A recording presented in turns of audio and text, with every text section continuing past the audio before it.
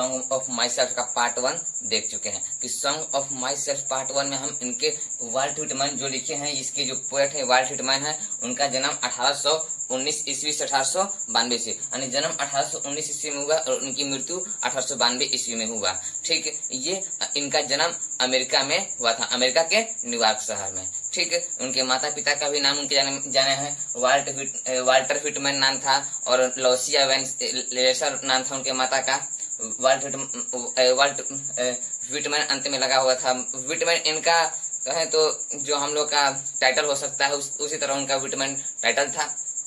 ये जो song of my self है, ये लिप्स ऑफ ग्रास क्या था? एक कलेक्शन ऑफ पोएम्स था, एक कलेक्शन ऑफ पोएम्स यानी संग्रह था, पोएम्स का संग्रह था, उससे लिया गया है। इसका पब्लिश किया गया था कब? 1821 ईस्वी में। इसको सॉन्ग ऑफ माई सेल्फ को पब्लिश किया गया था 1881 ईस्वी में, यानी 1881 में। और जो लिप्स ऑफ ग्रास था उसको पब्लिश किया गया था 1855 में, 1855 ईस्वी में।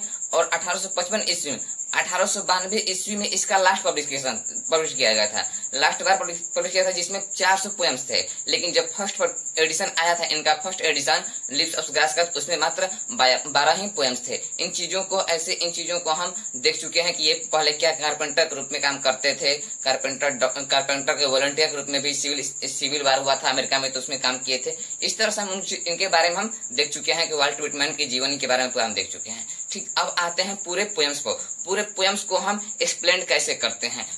भाई हम चाहते हैं कि ये वीडियो आप पूरा अंत तक देखें। ठीक है, तो आते हैं हम सॉन्ग ऑफ माई सेल्फ यानी खुद का, स्वयं का, अपने आप का गाना। आदमी कब गाता है खुद से, स्वयं से, अपने आप से? जब वो आदमी अंदर से खुश होता है तो वह गुनगुनाता है, वह धीरे धीरे अपने मन की भावना से गाता है और खुशियां मनाता है। तो वहीं आते हैं हम पोयम पर।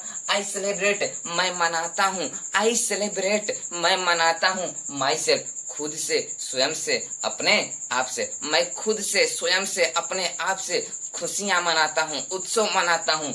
एंड और सिंग माई सेल्फ, और गाता हूँ, यानी गाने को अपने मन की भावना से, अपने गुनगुना करके वह अपनी खुशियां व्यक्त करता है कवि। ठीक, अगला लाइन पे आते हैं। एंड वाट, जो कुछ भी, आई एज्यूम, मैं मानता हूँ, आई एज्यूम, मैं मानता हूँ, मैं धारण करता हूँ। यू शैल एज्यूम, तुम भी धारण करते होगे, तुम भी मानते होगे।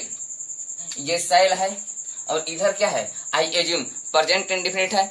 ये चीज हम मॉडल वर्ब में देखेंगे कि दोनों तरफ क्यों नहीं प्रयोग किया गया है, क्योंकि मॉडल वर्ब एक सेंटेंस में दो बार नहीं आ सकते, क्योंकि एक जंगल में 2 शेर नहीं हो सकते हैं।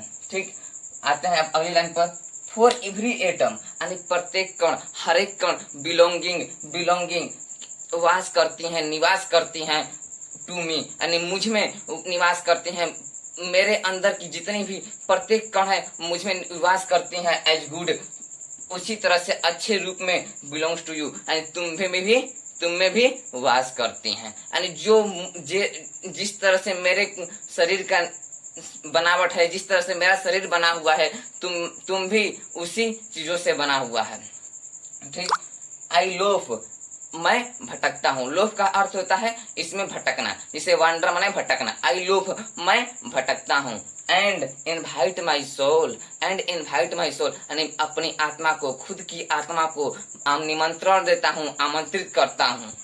ठीक, आई लीन, जब मैं लेटता हूँ, आई लीन, जब मैं लेटता हूँ। And loaf at my is, जब मैं लेटता हूँ तो मेरे आराम करते समय मेरी आत्मा भटकती है, ऑब्जर्विंग, क्या महसूस करती है, देखती है।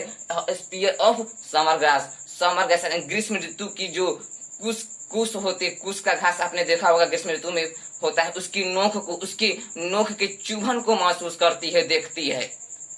जो जिस पंथ और सोच के दुविधा में पड़े होते हैं, अपने जो ईसाई धर्म से होते हैं, और उसके न मान करके पूरे में विश्वास करते हैं, सोचते हैं कि पूरा मानव एक है और एकता का उनमें संवेदनशीलता है।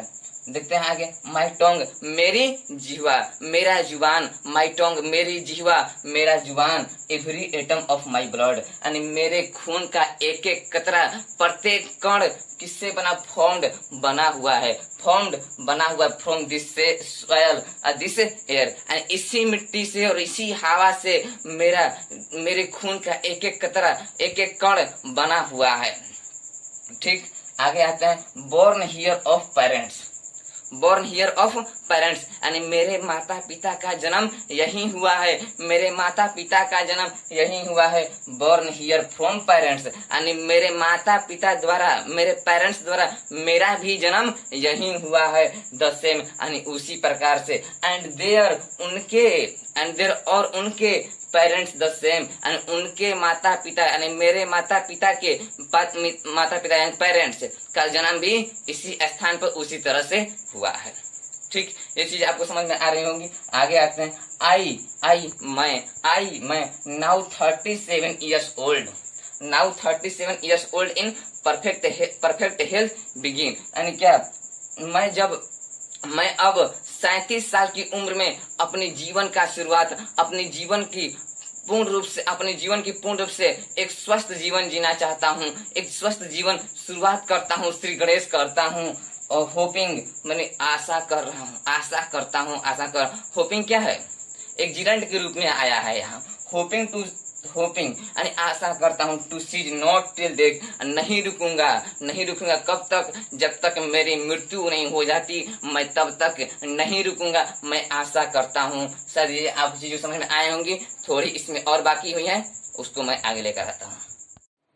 तो हम देखे हैं अभी कि कैसे अपने पूरे मतलब अपने शरीर के बारे में, कैसी मेरी आत्मा में मेरा खून एक एक कतरा से बना हुआ है, उसके बारे में कवि बताए हुए हैं। अब कविता के आगे पंक्ति पर आते हैं, क्रीड्स एंड स्कूल इन अभियान से, क्रीड्स माने पंथ, स्कूल का यहाँ मतलब सोच से है, तो पंथ और सोच की दुविधा में कभी फंसे हुए हैं, कभी पंथ और इस दुनिया के पंथ में जो धारणा है उसमें लोग फंसे हुए हैं, उसी चीज को वे भी फंसे हुए हैं, उस चीज को बता रहे हैं।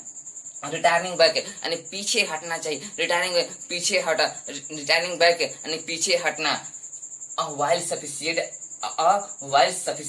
यानी भूल जाना ही काफी है, पीछे हटना ही काफी है। एट वाट क्या, दे किसके लिए आया है, तो क्रीड्स एंड स्कूल यानी पंथ और सोच के लिए दे आया है। एंड वाट क्या है, वे क्या है, क्रीड्स यानी पंथ और सोच क्या है, यानी क्या इसे क्रीड्स और पंथ और सोच को भूल जाना ही काफी है कि वे क्या है, लेकिन नेवर फॉरगॉटन, लेकिन भुलाया नहीं जा सकता। ठीक, अब आगे आते हैं, आई हार्बर मैं विश्वास रखता हूँ फॉर गुड और बैड, यानी अच्छे और बुरे में मैं विश्वास रखता हूँ कि क्या अच्छा है क्या बुरा है, उसमें मैं विश्वास रखता हूँ और उसके खिलाफ मैं आई परमिट मुझे आजादी है, मुझे स्वतंत्रता है, टू स्पीक बोलने के लिए एट एवरी हजार्ड यानी जोखिम पर खतरनाक चीजों पर, खतरनाक मुद्दे पर उसमें कवि को बोलने की आजादी है।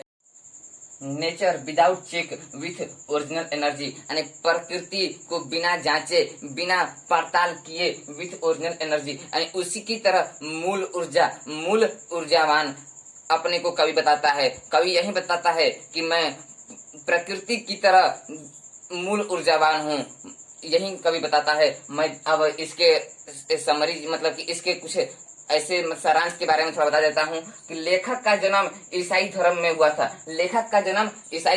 था, जिसके पंथ और सोच के नहीं मानते थे, जो पंथ उसके पंथ और सोच को नहीं मानते थे, इसीलिए इस पे मतलब कि अमेरिका में इनको ज्यादा इनका कविता पब्लिश नहीं होता था।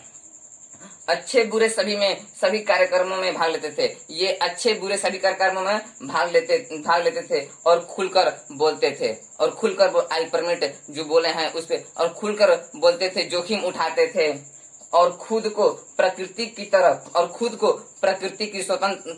तरह स्वतंत्र और मूल ऊर्जा वाला मानते थे। ठीक है, ये चीज आपको समझ में आई होगी। यदि ये वीडियो पसंद आया होगा तो लाइक शेयर और कमेंट जरूर करिए, सब्सक्राइब कर दीजिएगा मेरे दोस्त। धन्यवाद।